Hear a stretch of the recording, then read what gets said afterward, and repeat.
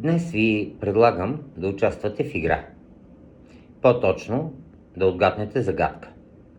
Естествено, че ще има награда, но за това след мъничко. Първо искам да се извиня на тези, които не ми писаха. На тези, които ми писаха, също. Сгреших и ви подведох. Несъзнателно, но все пак.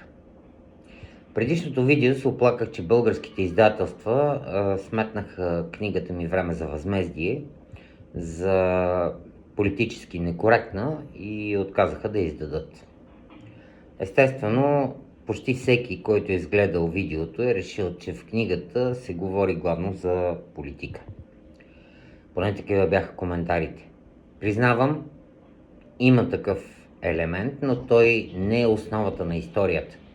Той е само малка част от Вселената.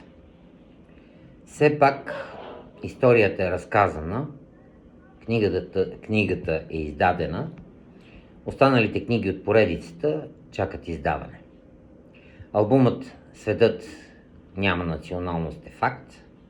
Време е да продължат пътя си с нова книга. Тя се нарича ПТП.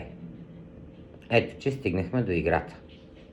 Първият, който отгадне какво означава тази абревиатура, ще получи като подарък книгите ми "Време за възмездие" и "Profession Tear Driver or Saga for 500 Horses and One Donkey". Една малка подсказка. ПТП не означава пътно-транспортно происшествие. Ако беше толкова лесно, нямаше да е загадка. Заглавието е свързано с професията ми шофьор и романа "Profession Tear Driver". Моля, пишете ми с предположения. Пожелавам ви успех!